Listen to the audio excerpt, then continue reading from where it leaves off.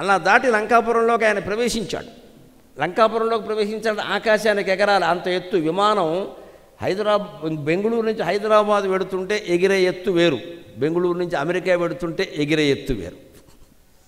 ఆ మార్గాలు ఉంటాయే, వాటిని ఇప్పుడు సైంటిఫిక్ పరిభాషలో స్ట్రాటోస్ఫియర్, ఆటోస్ఫియర్, ట్రాపోస్ఫియర్ అంటారు.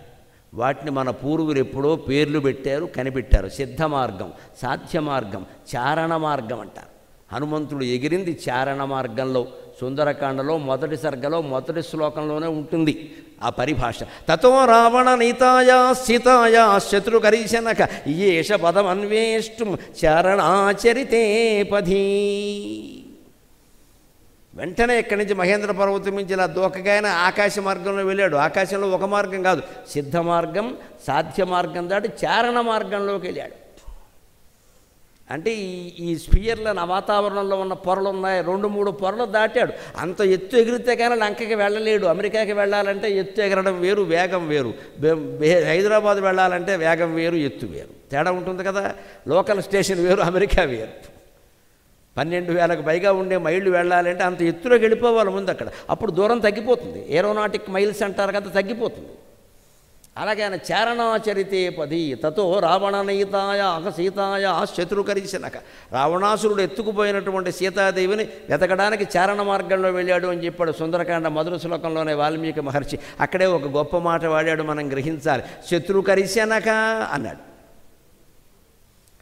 శత్రువుల్ని కృషింపజేసినటువంటి హనుమంతుడు అన్నాడు. ఆలోచించండి దయచేసి. అంతవరకు హనుమంతుడు ఏ శత్రువుని చంపాడండి? సుందరకాండ వరకు ఒక్కరిని కూడా చంపాల. మరి ఈ మాట ఎలా పనిచేస్తుంది? ఊరికే పోగొట్టడానికి అన్నాడా? అక్కడే త్రిపుర సుందరీ కాండ. కేవలం సముద్రం దాటడం కోసమైతే శత్రుకరిచిన పదం వాడక్కల. గుంటూరు శేషేంద్ర శర్మ గారు మహానుభావుడు, చాలామందికి తెలుసుంటాడు. జ్ఞానపీఠం జారిపోయిన మహానుభావుడు, మహాకవి. ఆయన రామాయణం మీద అపూర్వ పరిశోధన చేసి 16 వ్యాసాలు రాశాడు. షోడశి అన్న పేరు మీద ఉంది, ఎన్నో ముద్రలను పొందింది. అందులో రాస్తాడు ఈ సుందరకాండ విశేషాలన్నీ. ఇది మామూలు బందరకాండ కాదయ్యా, ఇది త్రిపుర సుందరీ కాండ. లలితా సహస్రం పక్కన పెట్టుకుని అన్వయం చేసుకుని, లేకపోతే ఒక్కడి తెలియదని చెప్పాడు. లలితా సహస్రంలో నామాలని సుందరకాండలో వస్తాయి, అందుకే సుందరకాండ చదవడం పుణ్యం అన్నారు.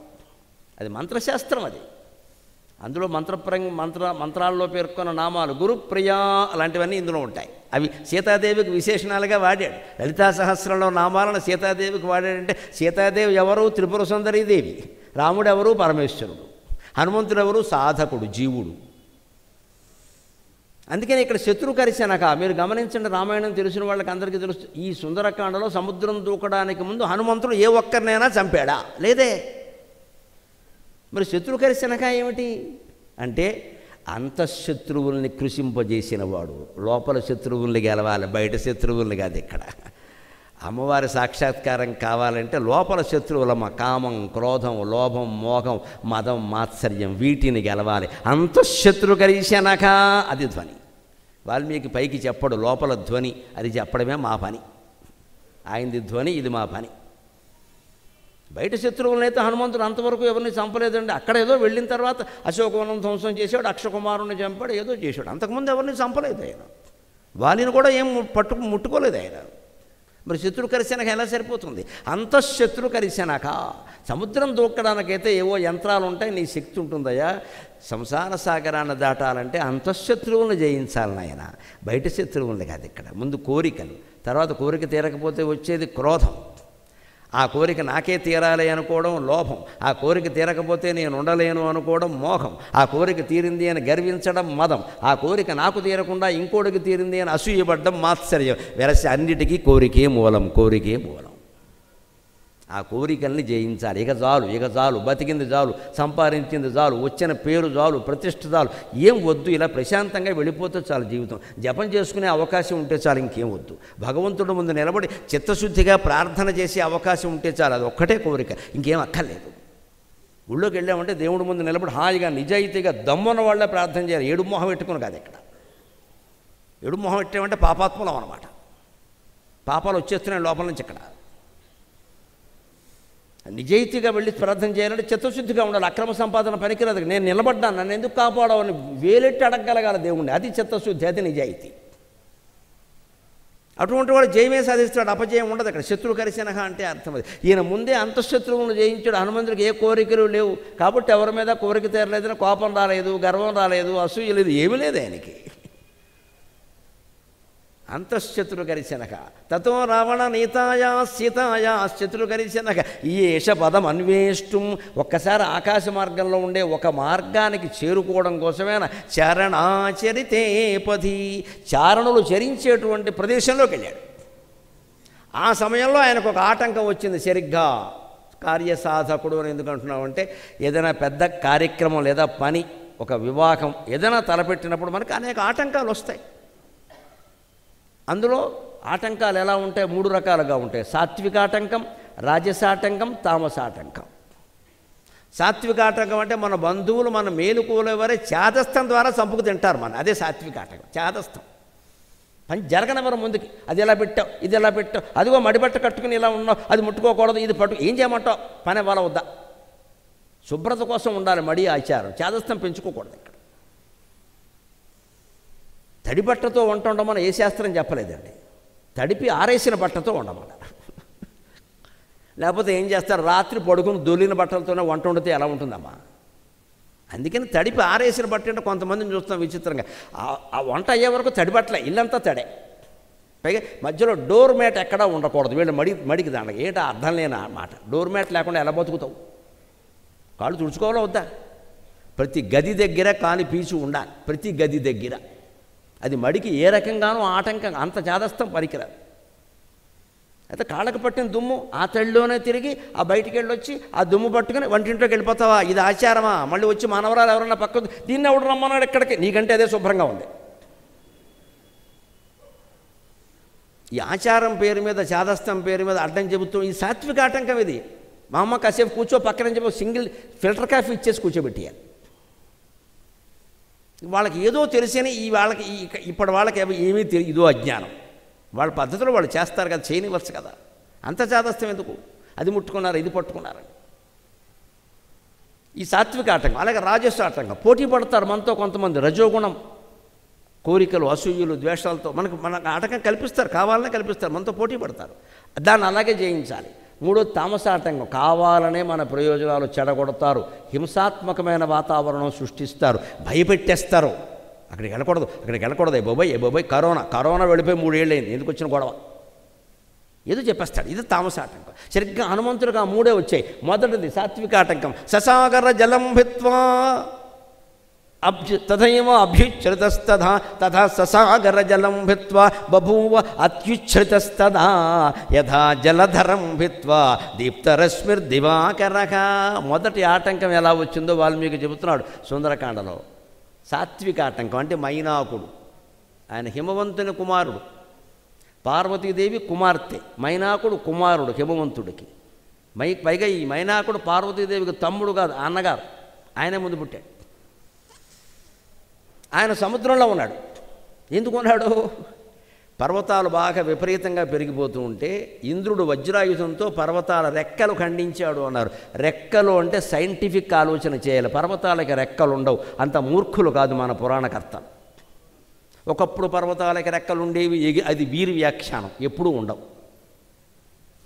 పర్వతాలకి రెక్కలంటే శిఖరాలమ్మ. ఇంద్రుడు అంటే వజ్రాయుధం. వజ్రాయుధం అంటే పిడుగుపాటు. అశని, ఇప్పటికి చూడండి, పిడుగు పడితే అశనిపాతం అంటారు. అశని అంటే పిడుగు. పిడుగు పడింది అనుకోండి, ఎక్కడ పడుతుంది పిడుగు? ఎప్పుడూనండి మన ఇప్పుడు సభాస్థలంలో పిడుగు పడదండి, కంగారు పడకండి. తాడి చెట్టు మీద పడుతుంది, ఎలక్ట్రిక్ స్తంభం మీద పడుతుంది, గమనించండి. ఎత్తైన చోట పడుతుంది, పర్వత శిఖరం మీద పడుతుంది. అందుకే బాగా వర్షం కురిసే సమయంలో పిడుగులు పడే అవకాశం ఉన్న చోట మనం బయటికి వెళ్ళకూడదు అంటారు. వీడు తాడి చెట్టు కింద నిలబడ్డాడు అనుకో, అయిపోతాడు. ఆ పిడుగు వెండెత్తిమి పడుతుంది ఎత్తైన చోట. అందుకే పర్వత శిఖరాల మీదే పిడుగు పడుతుంది. పడినప్పుడు ఏమవుతుంది? ఆ శిఖరం కట్ అయిపోతుంది, ముక్క అయిపోతుంది. అదే పిడుగు పర్వత శిఖరాన్ని ఖండిస్తుంది. కాబట్టి ఇంద్రుడు వజ్రాయుధంతో పర్వత శిఖరాలు ఖండించాడని పురాణ కథ రూపంలో చెప్పారు. అందుకే ఇంద్రుడు అని ఒక వ్యక్తి ఉండి సినిమా యాక్టర్ లాగా ఒక కత్తి పట్టుకుని నరకడు, అలా జరగదు. అది శాస్త్రీయమైన విజ్ఞానాన్ని పురాణ కథల రూపంలో అందించిన ఏకైక జాతి భారత జాతి, ఏకైక ధర్మం హిందూ ధర్మం. అంచేది మన పురాణాలు అనొద్దండి, చాలా తప్పుడు మాట. పురాణ విజ్ఞానం, అది విజ్ఞానం, అది అజ్ఞానం కాదు. కథ రూపంలో చెప్తారు. కథ వెనకాల ఉండే తత్వం నువ్వు అర్థం చేసుకోవాలి, కానీ కథ అనుకుంటే ఎలాగా? ఒక శాస్త్రీయ పరిణామం అది.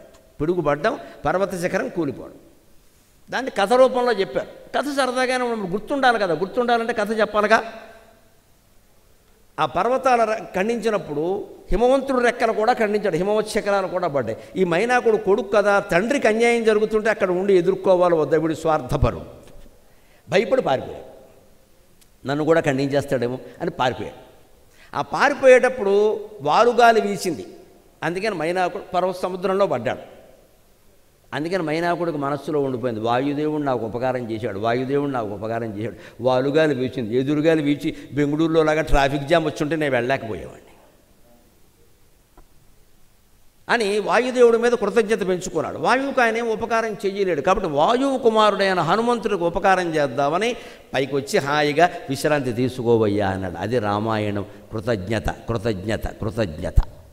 24,000 శ్లోకాల రామాయణాన్ని సంక్షిప్తంగా ఒక్క మాటలో చెప్పవయ్యా అంటే కృతజ్ఞత అని ఒక్క మాటలో చెప్పచ్చు, ఇంకేమక్కల. అంతే రామాయణం అంతా. జటాయువు కృతజ్ఞత, రాముడి కృతజ్ఞత, సుగ్రీవుడి కృతజ్ఞత, లక్ష్మణుడి కృతజ్ఞత, హనుమంతుడి కృతజ్ఞత, మైనాకుడి కృతజ్ఞత. సీత కూడా తిరిగి వచ్చేటప్పుడు ఆవిడ ఏ దేవతలకు ఏ మొక్కుబళ్ళు ఇచ్చిందో అన్ని మొక్కుబళ్ళు చెల్లించి వచ్చిందండి. మొత్తం పట్టేసింది రాముడిని. ఇక్కడ ఊళ్ళోకి వెళ్ళాల్సిందే, కొబ్బరికాయ కొట్టాల్సిందే, నేను ఇక్కడ రవికలు కొట్టి ఎత్తానని మొక్కున్నాను, తప్పదు కూర్చో అని చెప్పి. మరి మొక్కేవు కదా, సీత చేసింది అవన్నీ. కృతజ్ఞత, నాకు ఉపయోగపడ్డారు దేవతలు, నేను మొక్కిన మొక్కు తీర్చాలి కదా, ఆలస్యమైనా సరే అని చెప్పి కృతజ్ఞత. రామాయణం మొత్తం సారం ఒక్క మాటలో చెప్పాలంటే కృతజ్ఞత. అందుకే మైనాకుడు కృతజ్ఞతే. మీ నాన్నగారికి ఉపకారం చేయలేకపోయాను, నేను నీకైనా చేస్తానయ్యా అని ఒక్కసారిగా పైకి వచ్చి, హనుమ విశ్రాంతి తీసుకున్న పర్వత శిఖరాలు విశాలంగా ఉన్నాయి. మరి ఇంద్రుడు నరకలేదు కదా, అందుకని విశాలంగా ఉన్నాయి. ఇక్కడ మంచి పళ్ళ తోటలు అన్నీ ఉన్నాయి, మీ కోతులకు బాగుంటాయి. కోతులకు బళ్ళే కదా కావాల్సింది, కోతి శాకాహారి, అందుకని పళ్ళ తోటలు అవి ఉన్నాయి. హాయిగా తిని విశ్రాంతి తీసుకుని పళ్ళ రసాలు తాగి వెళ్ళవయ్యా, మరింత బలం పుంజుకొని తప్పులేదు. ఇదే సాత్విక ఆటంకం. మనకి మేలు చేసే ఉద్దేశమే, వేరే మైనాకుడికి వేరే ఉద్దేశం లేదు. కానీ ఆటంకమా కాదా? ఇందుకోసం మన హనుమంతుడు ఆగితే ఏమవుతుంది? రాత్రిపూట అక్కడ చిందు విందు అన్నీ ఏర్పాటు అవుతాయి కదా పర్వత శిఖరం. అందులో మూన్ లైట్ డిన్నరు పైనుంచి వెన్నెల. పైగా ఈయన బయలుదేరింది పూర్ణమే, సీతాదేవిని వెతికింది పూర్ణిమ, ఓ బ్రహ్మాండం. అక్కడ కూర్చుంటాడు ఆయన. ఒక పళ్ళరసమే, వేరే ఏం కాదు అనుకోండి, పళ్ళరసం పూసుకుని అప్పుడు ఏమంటాడు ఆ మైనాకుడు తిన్నగా ఉండక, ఇప్పుడు ఇంతకీ ఎందుకు ఎడుతున్నావు అంటాడు. సీతాదేవిని ఒక ఆవిడ ఉందయ్యా, ఆవిడని వెతక, నీకేమవుతుంది అంటాడు. నాకేం అవుదండి, మతుందా లేదా, ఏంటిది పిచ్చి పనులు ఎందుకే అనవసరంగా. ఇగో నాకు తెలిసిన ఒక ఆయన ఉన్నాడు, మా మేనత్త కొడుకు, ఇలాగే అనవసర విషయాలు వేలెట్టి దెబ్బైపోయాడు అని పిచ్చి కథలు చెప్తాడు, పని ఆగిపోతుంది. ఎప్పుడు ఈ పుచ్చుకునే డిన్నర్లు తినే డిన్నర్లు ఇలాగే ఉంటాయి, పనికి మాలిన మాటలు అన్నీ ఉంటాయి ఇక్కడ. అందుకని అక్కడ ఆగాడు అంటే పని ఆగిపోతుంది. పైగా ఎలా వచ్చేట సరిగ్గా త్రిపుర సుందరి సాధన, ఆత్మసాక్షాత్కారం చేసేవాడికి సాధనకి అడ్డంగా వచ్చే సాత్విక ఆటంకాలు ఎలా ఉంటాయంటే, సాగర బలం జలం భిత్వా, జలాన్ని భేదించుకుని వచ్చాట హనుమంతుడు, పైకి వచ్చాట. హనుమంతుడు కూడా ఆశ్చర్యపోతున్నట్ట, ఎవరు పైకి వస్తున్నారు, ఎవరు రాక్షసుడేమో గుద్దుగుద్దేద్దాం అనుకున్నట్టు. మైనాకుడు పర్వతం వస్తోంది, ఆయనకి వెలిగింది, ఇది ఏదో మనకి ఆటంకం ఏమిటో తేల్చుకుందాం, తొందరపడి గుద్దేయడం ఎందుకు, మంచివాడిని పోగొట్టుకోవడం అని ఆగాడు. బభూవ అత్యుచ్ఛ్రితగా, బాగా ఎత్తుగా వచ్చేసట, ఎత్తుగా తన దారికి అడ్డంగా, మరి రావాలిగా, లేకపోతే దాటుకుని వెళ్ళిపోతాడు.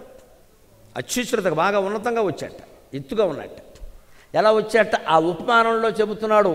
ఆధ్యాత్మిక సాధనలో కూడా ఇలాంటి ఆటంకాలు ఉంటాయి. యథా దీప్తరశ్మిర్దివాకరః యథా జలధరైం భిత్వా దీప్తరశ్మిర్దివాకరః.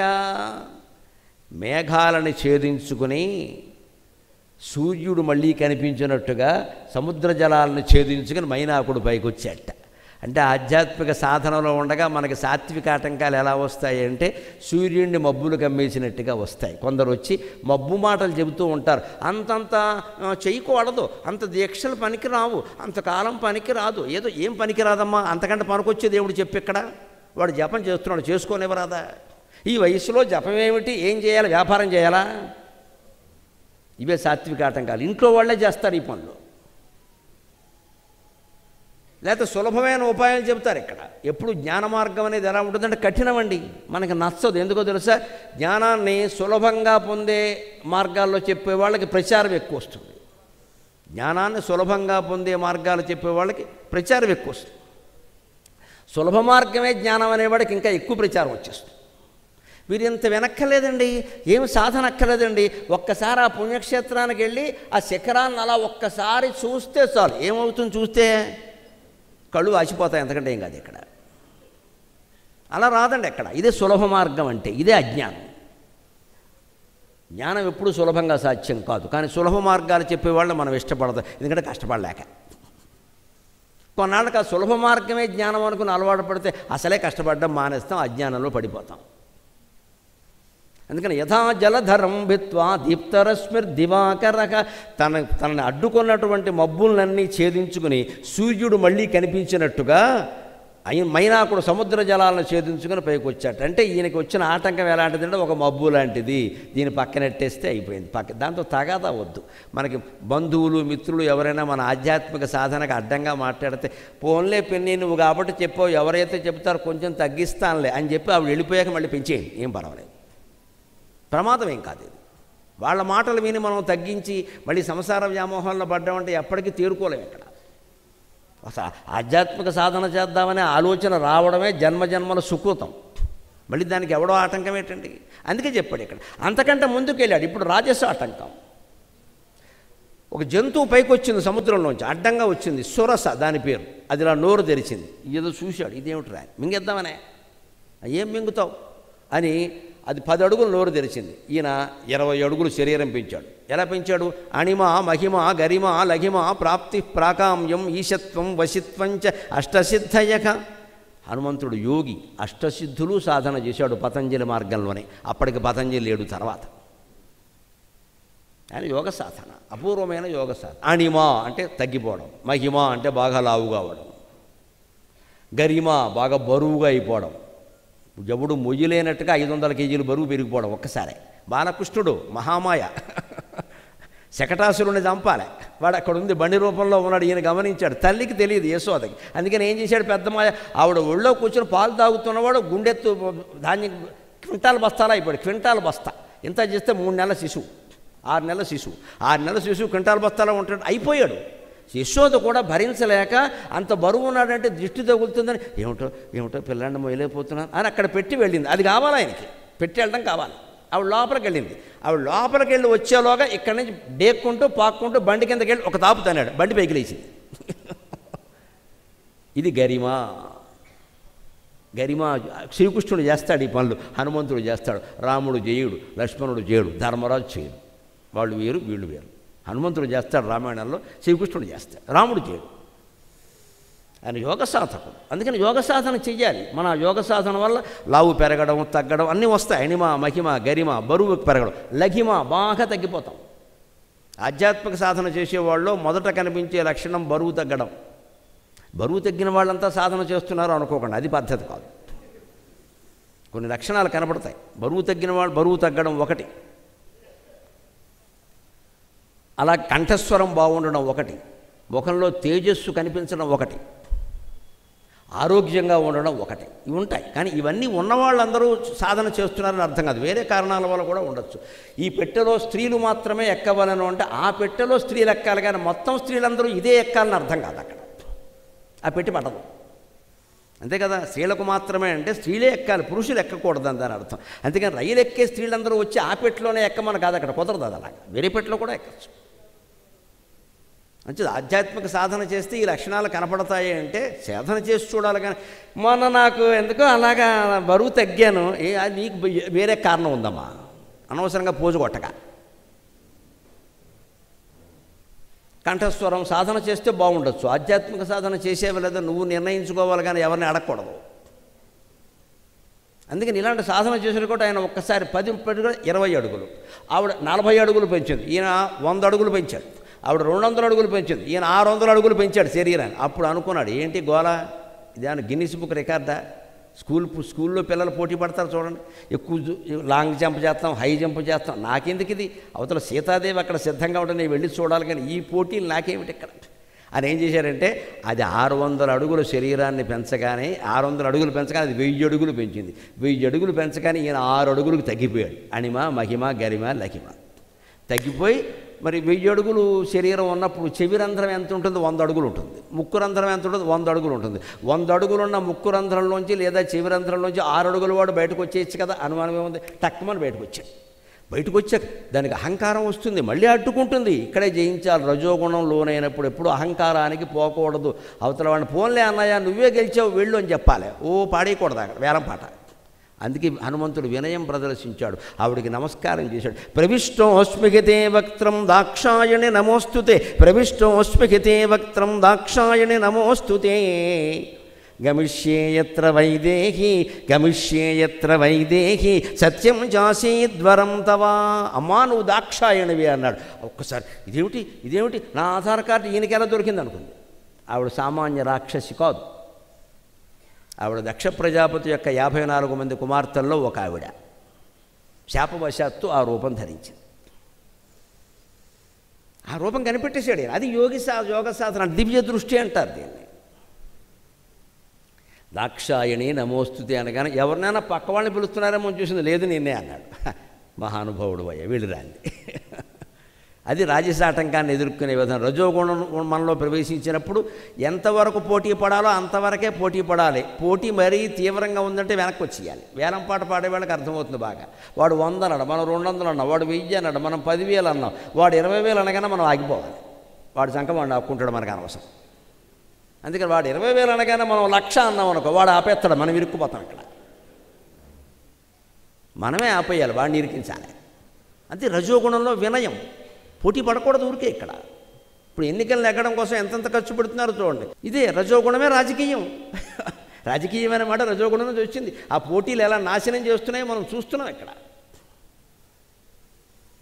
వాళ్ళు ఎన్ని కోట్లు పెట్టారు, మనం అంతకంటే పెట్టుకోబెట్టారు. మళ్ళీ తర్వాత దోచేసుకుందాం ప్రజలు. ఎక్కడ అన్నీ ఫ్రీ ఫ్రీ ఫ్రీ అని చెప్పడం, ఏదో 1-2 రేట్లు బాగా పెంచాడు, మొత్తం ఇక్కడ దోచిందంతా అక్కడ వచ్చేసింది. అంటే ఎడం చేత్తో ఇవ్వడం, కుడి చేత్తో లాగేయడం.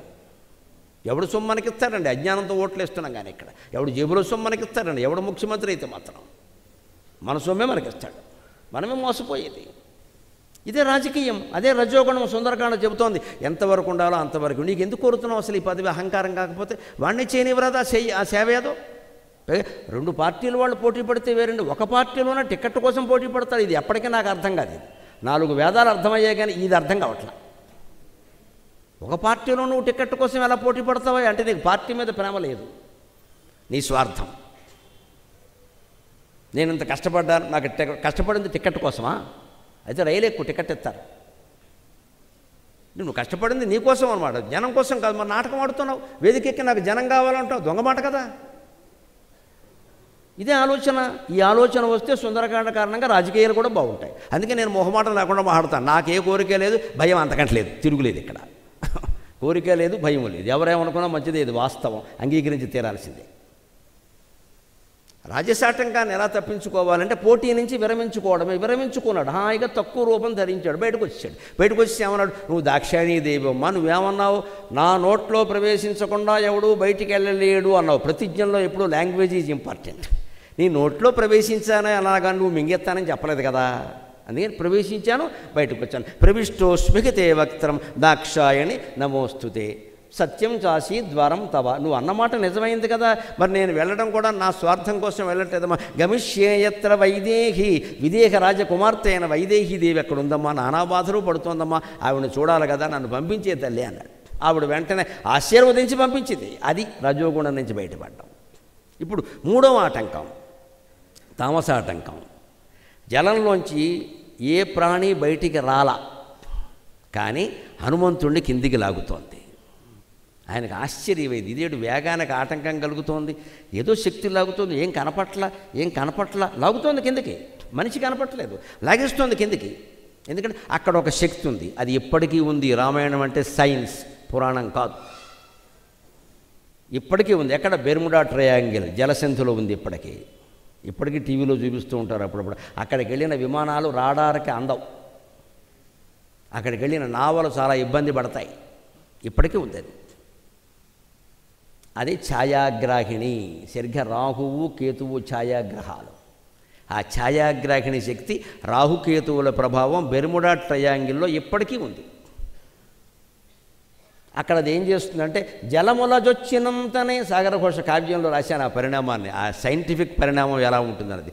జలములజొచ్చినంతనే విశాల కరముల బట్టి లాగిడిన్ బలబల కొన్ని ప్రాణులు, జలములజొచ్చినంతన విశాల కరముల బట్టి లాగిడిన్ బలబల కొన్ని ప్రాణులు, కబంధుల పోలిక బెర్ముడా ట్రయాంగిలుగడ బెర్ముడా ట్రయాంగిలుగడ నీడబట్టుకొని కీడ్వడ చేసెడి సింహికాసుతల్, నీడబట్టుకొని కీడ్వడ చేసెడి సింహికాసుతల్, కల విపుడైన గాని కనగా వినగా కడు వింత గొల్పెడిన్.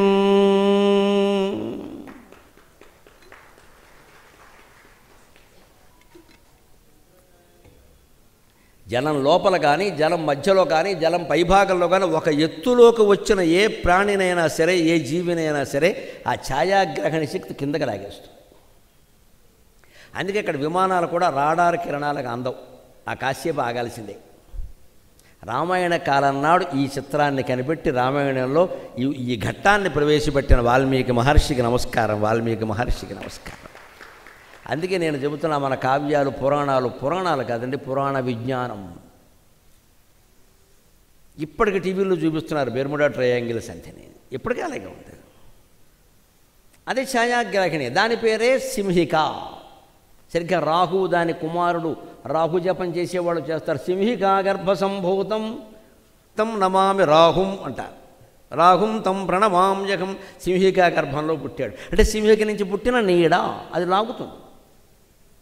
అందుకని ఇప్పటికీ కబంధుల్లాగా రామాయణంలో కబంధుడు ఉంటాడే, తన 2 చేతులలో చాపి ఉంటాడు, అరణ్యంలో కనపడతాడు. ఆ చేతుల వరకు వెళ్ళకపోతే వాడేం చేయలేడు, కానీ చేతుల పరిధిలోకి వెడితే మాత్రం లాగేస్తాడు.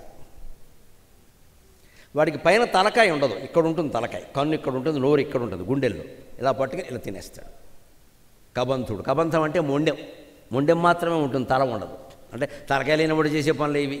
అందుకని అలా కబంధుల్లాగా జలంలో ఉండి కొన్ని ప్రాణులను పట్టుకుని లాగుతుంది, దాన్ని సింహికా శక్తి అంటారు. అదే ఛాయాగ్రాహిణి. ఇప్పుడు ఇది శాస్త్రీయ విజ్ఞానం అంటామా కల్పన అంటామా? ఇప్పటికి కనపడుతుంటే రామాయణ భారతాల్లో ఉన్నవే నాసా వాళ్ళు నిరూపణ చేస్తున్నారు. మన వాళ్ళకి ఆ దమ్ము లేదు కాబట్టి వాళ్ళు చేస్తున్నారు.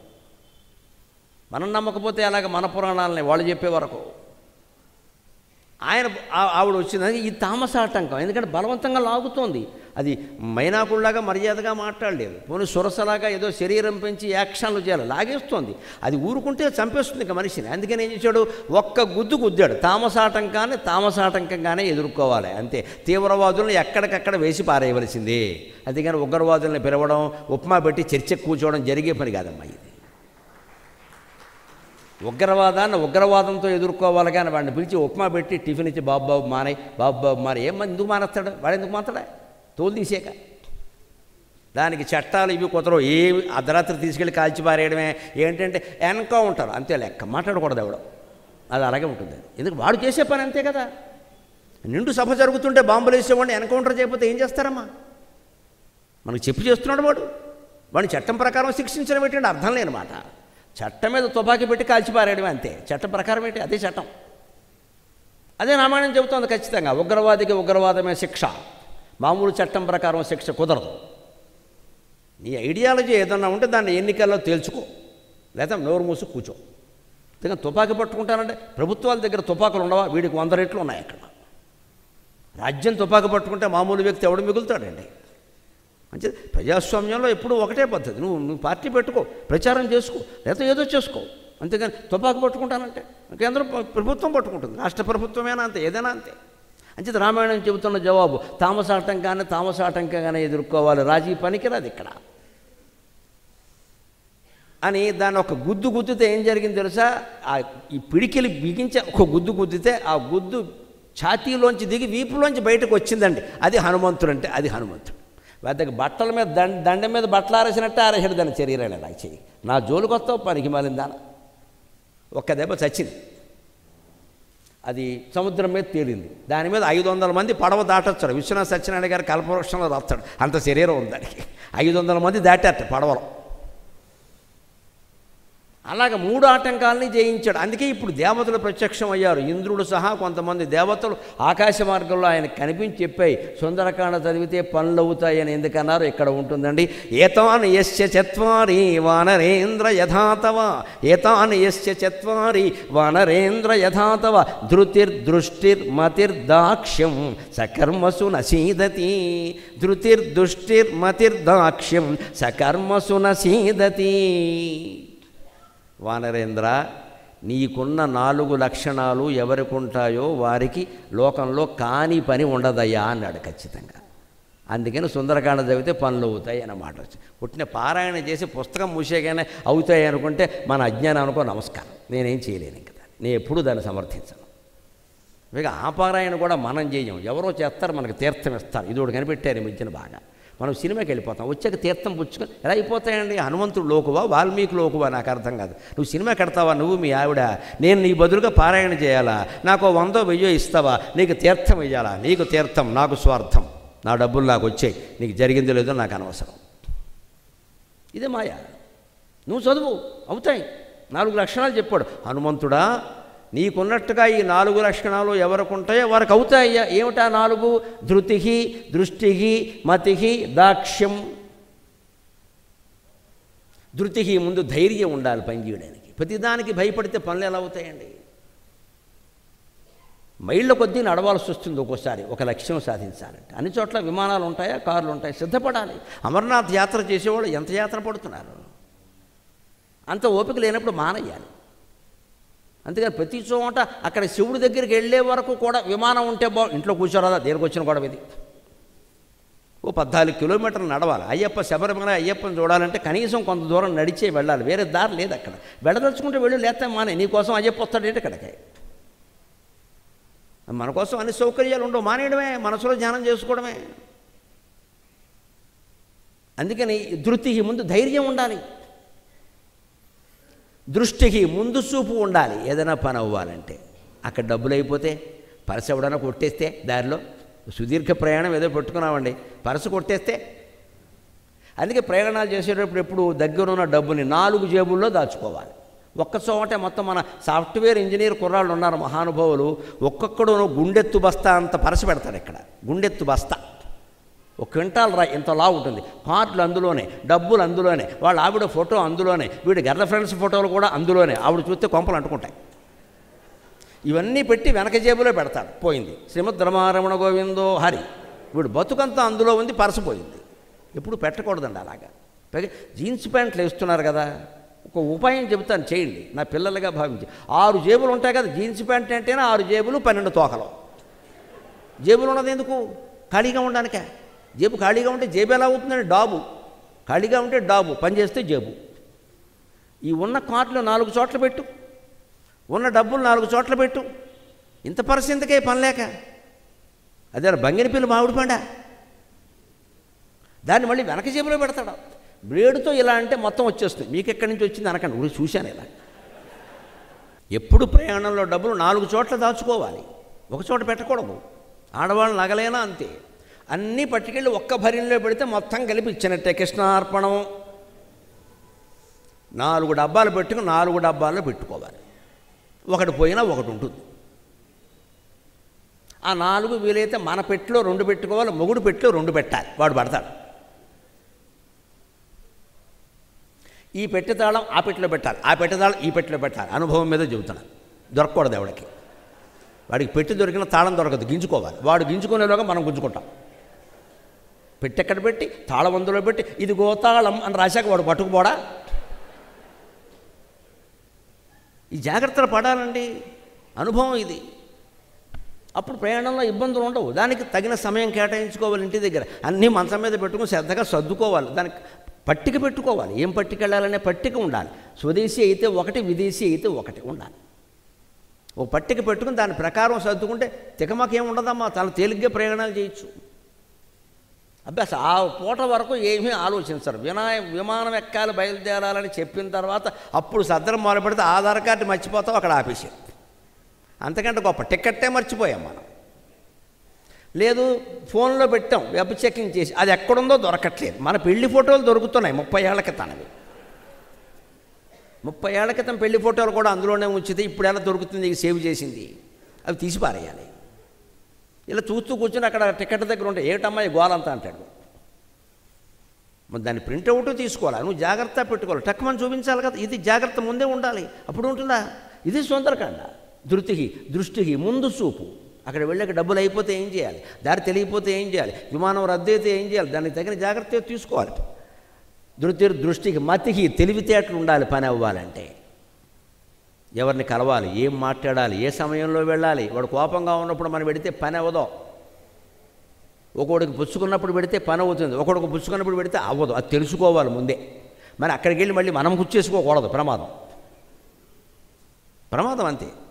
దాన్ని బట్టే ఉండాలి. వాడికి ఆ వ్యసనం ఉంది, మనం వాడి దగ్గర మాట్లాడకూడదు, మన పని చేసుకుని వచ్చేయాలి. తెలివితేటలు రకరకాలు. బలవంతుడు ఉన్నాడు, వాడిని ఎలా జయించాలి, బుద్ధిమంతుడు ఉన్నాడు, వాడిని ఎలా అన్నిటికంటే ముందు దక్షత, శరీర ఆరోగ్యం బాగుండాలి పని అవ్వాలంటే. ఒక సుదీర్ఘమైన కార్యం సాధించాలంటే శరీర ఆరోగ్యం బాగుండాలి. 2 మెట్లు ఎక్కలేవు, 4 అడుగులు వేయలేవు, మనకి ఏ పని చేస్తాం ఇక్కడ. ముందు ఆరోగ్యం బాగుండాలి. దృష్టికి మతికి దాక్ష్యం, ఈ 4 ఉన్నవాడికి పని ఎందుకు అవ్వదండి? మీరు ఆలోచించండి. సుందరకాండ చదివితే కావండి, అందులో ఉన్నట్టు చేస్తే అవుతాయండి పనులన్నీ.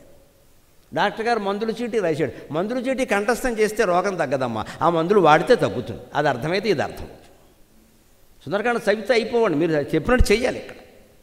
అందుకే ఆశ్చర్యం ఏమిటంటే రాముడితో సమానమైన స్థానాన్ని పొందాడు హనుమంతుడు ఇక్కడ. వాళ్ళు చెప్పారు వెంటనే, 3 ఆటంకాలని సమానంగా ఎదిరించిన వాడు హనుమంతుడు. చూశారు కదా, మైనాకుని వదిలేశాడు, సురసని జయించాడు, సింహికని జయించాడు. ఈ పనులు రాముడు కూడా చేశాడు. విశ్వామిత్రుడు వెనకాల వెళ్ళినప్పుడు తాటకను సంహరించాడు, అహల్యను సంస్కరించాడు, సీతను స్వీకరించాడు. గమనించండి, ఒకే ప్రయాణంలో సింగిల్ జర్నీ, 3 స్త్రీలే. 3 స్త్రీలతో 3 రకాలుగా ప్రవర్తించాడు రాముడు. తాటకను సంహరించాడు, అహల్యను సంస్కరించాడు, సీతను స్వీకరించాడు. ఎందుకంటే తాటక రాక్షసి తమోగుణాన్ని సంహరించాలి, అహల్య రజోగుణం ఏదో పొరపాటుని చాపల్యానికి లోనైంది, రజోగుణాన్ని సంస్కరించుకోవాలి, లేకుండా చేసుకోకూడదు, మబ్బైపోతాం ఇక్కడ. చురుగ్గా ఉండాలి, కానీ సంసారం నిలబెట్టుకోవడానికి, సంసారం పాడు చేసుకోవడానికి కాదు చురుకుదనం.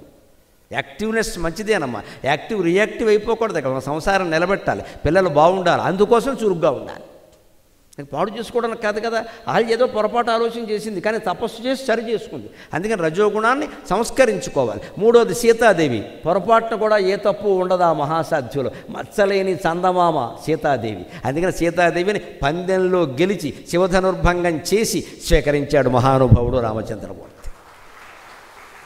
మనం కూడా తమో గుణాన్ని, నిద్ర, బద్ధకం, ఆలస్యం, హింస, వీటిని ఎక్కడికక్కడ కట్ చేసేయాలి. పొద్దున్న 5ంటికి లేవాలంటే చెంపమే కొట్టుకుని, మనమే కొట్టుకుని లేవాలి. ఇంకో అరగంట పడుకుందామంటే అవుతుంది, 7 వరకు పడుకుంటాం, రైలు వెళ్ళిపోతుంది. లేవాలంటే లేవాలంతే, స్ప్రింగ్ లేచినట్టే లేవాలి మంచం నుంచి. 60 ఏళ్ల వాళ్ళు లేవకపోతే వేరే విషయం అండి, పోనీ అన్నారు. 20 ఏళ్ల వాడికి కూడా మమ్మీ అని ఇటు తిరుగుతాడు ఒక అరగంట, మళ్ళీ డాడీ అని అటు తిరుగుతాడు. ఈయన ఎవడు తిప్పాలి ఎక్కడికే? అటు ఇటు తిరగడానికండి, పడుకున్నది అలారం పెట్టుకున్నది లేవడానికే కదా. అలాగే రాముడు జయించాడు, ఆంజనేయుడు జయించాడు త్రిగుణాలని. కానీ ఆశ్చర్యం ఏంటో తెలుసా? ఆంజనేయుడికి గురువు రాముడు, రాముడికి గురువు విశ్వామిత్రుడు. ఆయన జయించలేకపోయాడు. ఆంజనేయుడు త్రిగుణాలను జయించాడు, గొప్ప పరిశీలన. ఆలోచించండి, రాముడు జయించాడు, ఆంజనేయుడు గురువే కదా, దేవుడు లాంటి వాడు, ఆయన జయించాడు. రాముడు కూడా గురువైన విశ్వామిత్రుడు జయించలేకపోయాడు. ఆయన తపస్సు చేస్తుంటే 3 రకాల ఆటంకాలు వచ్చాయి, సాత్వికం, రాజసం, తామసం. మేనక వచ్చింది, తలుపేసాడు, 10 ఏళ్ల పాటు మళ్ళీ తీయలే, లొంగిపోయాడు మేనక్కి. శకుంతల పుట్టింది, వదిలేసాడు, పోయాడు. రాజసాటంకం, ఆయన ఎవడో త్రిశంకుడు అని మహారాజు ఉన్నాడు, ఆయన ఏదో బొందితోనే స్వర్గానికి వెళ్ళాలని కోరాట, పిచ్చి కోరిక అంటారు దాన్ని. ఆయనకి ఈయన తపస్సు చేయడం ఏంటంటే పని లేక, వాడు ఎవడో కోరితే ఆ కోరికలన్నీ మనం తీర్చాలా? అందుకని అక్కడ జాగ్రత్తగా ఉండాలి. ఉండలేక ఏం చేశాడు, వాడి కోసం వాడిని బొందితో స్వర్గానికి పంపించడం కోసం తపస్సంతా ధారపోశాడు. ఇదే పోటీ, వశిష్ఠ మహర్షితో పోటీ. ఇది ముందు చేయనన్నాడు, తర్వాత వశిష్ఠుడు చేయనన్నాడు అనగానే నేను చేస్తానన్నాడు. రజోగుణానికి లోనయ్యాడు, దెబ్బతిన్నాడు, మళ్ళీ తపస్సు చేసుకున్నాడు. సత్వగుణానికి కూడా లోనయ్యాడు. 3వసారి తూర్పు దిక్కును వెళ్ళి తపస్సు చేస్తూ ఉంటే ఎవరో బ్రాహ్మణ కుమారుణ్ణి, సునశ్చేపుడు అనేవాడిని యజ్ఞంలో బలిస్తున్నారని తెలిసింది, నరమేధం చేస్తున్నారని. వెళ్ళి ఆయనకి గాయత్రి మంత్రోపదేశం చేసి ఆయన్ని బతికించాడు. ఆయన్ని బతికించాడు, కానీ 10 ఏళ్ళు వెనక్కి వెళ్ళిపోయాడు. సాత్వికాటం కానీ, రాజసాటం కానీ, తామసాటం కానీ దేన్ని విశ్వామిత్రుడు జయించలేకపోయాడు. అదే విశ్వామిత్రుడు శిష్యుడైన రాముడు జయించాడు, రాముడికి శిష్యుడైన హనుమంతుడు జయించాడు. అంచేత మనం సుందరకాండ హనుమంతుడిలా ఉండి త్రిగుణాలని జయించేటువంటి ప్రయత్నం చేద్దాం మనం. మళ్ళీ రేపు 6 గంటలకి మళ్ళీ ఇక్కడ కలుద్దాం. ఆ మిగిలిన సుందరకాండ విశేషంలో కార్యసాధన ఎలా ఉంటుందో తెలుసుకుందాం. అంతవరకు తెలుగులో మాట్లాడదాం. సెలవు.